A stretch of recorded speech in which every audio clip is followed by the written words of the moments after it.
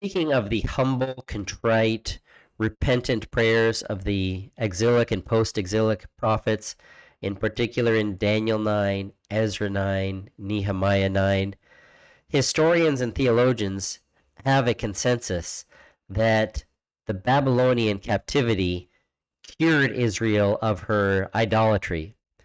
What I mean by that, think about it.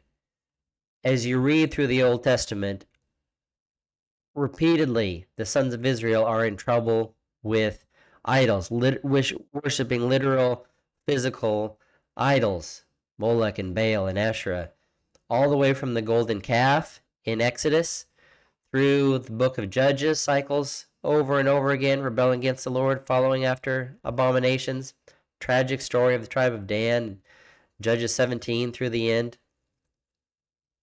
Through the books of the prophets, Samuel and the kings, the northern kings, certainly Jeroboam, and again his golden calf in the northern kingdom. But Solomon, right? Solomon, who should know better. Solomon and his 700 wives lead him to worship Molech and Chemosh and Asherah and Baal. And just downhill from there, even the latter kings in the southern kingdom, Manasseh and Ammon. Idolatry. You get sent into Babylonian exile, and at least some of the people have started to learn the lesson to where Daniel and his three friends are willing to die rather than bow down to an image of a man.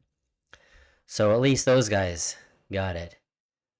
And then return from the exile. The returnees go back, start building Jerusalem and the temple. There's some immediate problems with marrying foreign wives. Again, getting entangled with the pagan people of the land, and Nehemiah's pulling out his hair, pulling out their hair. It seems that got handled, and for the last 2,000 plus years of Jewish history, you don't see Jewish people bowing down to idols. Now, heart idols is another thing. We're all dealing the inner idols of the secret place, which actually Deuteronomy warns against. That's a problem for the sons of Israel and for all of us. But the gross, blatant physical idolatry of making graven images and bowing down to them, and overtly giving worship to other gods with different names like Moloch and Baal. The fact that you don't see Jewish people doing that for 2,000 years should actually get your attention, because the sons of Israel in the Bible sure did it. They didn't have trouble. So how do you get 2,500 years of purity, of abstinence from idol worship? And the turning point, right? We said 1 Kings 10:14 was a hinge that the Old Testament turned on. Well, another hinge turning point in Jewish history is the Babylonian exile. And it seems, historically speaking, that the Babylonian exile cured Israel of her blatant idolatry.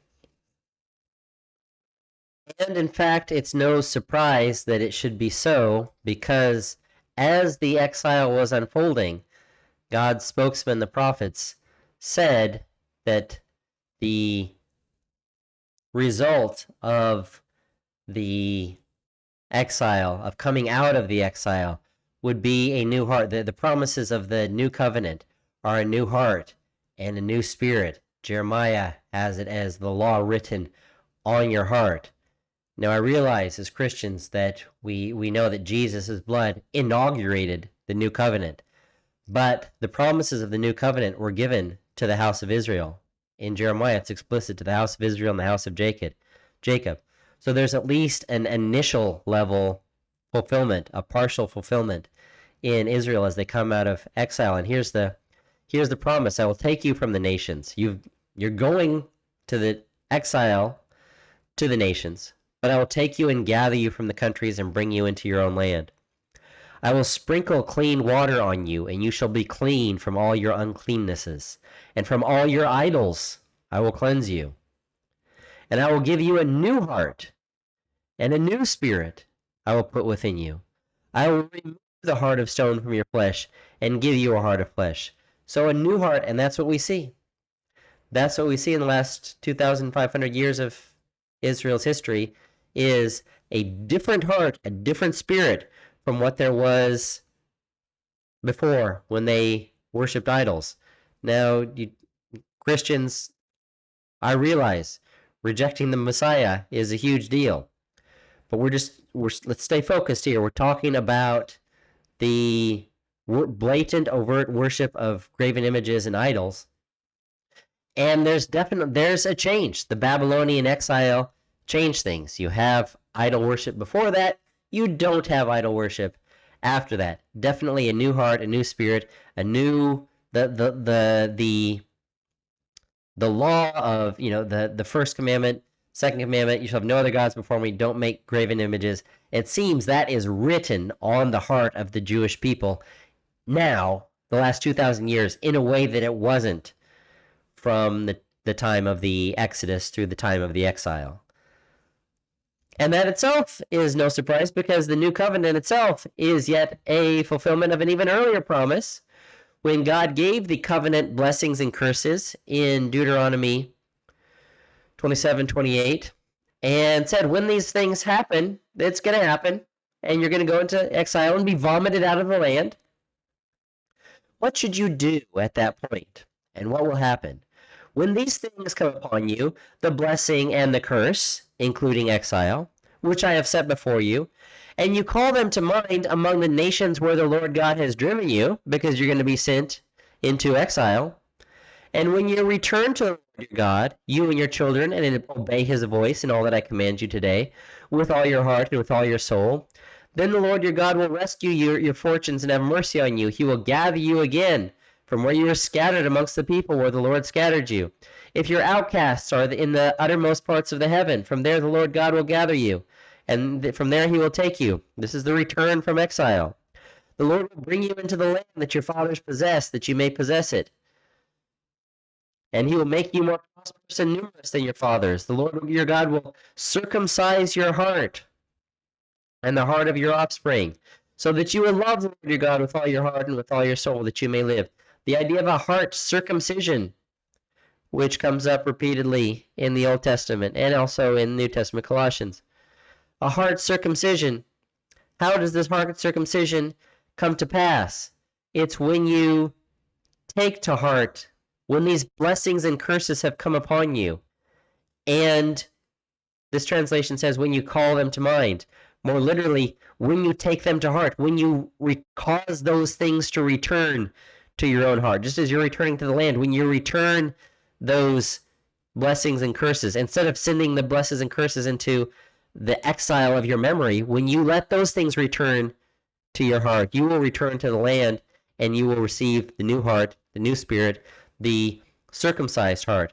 So the exile for Israel, the exile to Babylon, was not a plan B kind of blip on the radar screen, or God said, oh, now that things have gotten this bad, I've got to discipline them. It was, God prophetically knew all along. He warned them. Moses said, I know when I depart, you will go after idols. And when you do, call these things to mind, take these things to heart, and you will receive the circumcision heart, the circumcised heart. So the trauma of exile and the repentant, humble act of taking to heart and saying with Daniel, Ezra, and Nehemiah, Lord, you have done right while we have done wickedly. We got what we deserved. That's the act of taking the curses to heart. We got what we deserved in the curses. We got your grace in the blessings, and we got what we deserved in the curses. When you take that to heart and say, we deserved this exile, that act is the knife of circumcision that cuts the foreskin of the heart and brings forth the new covenant blessing of the circumcised new heart and new spirit.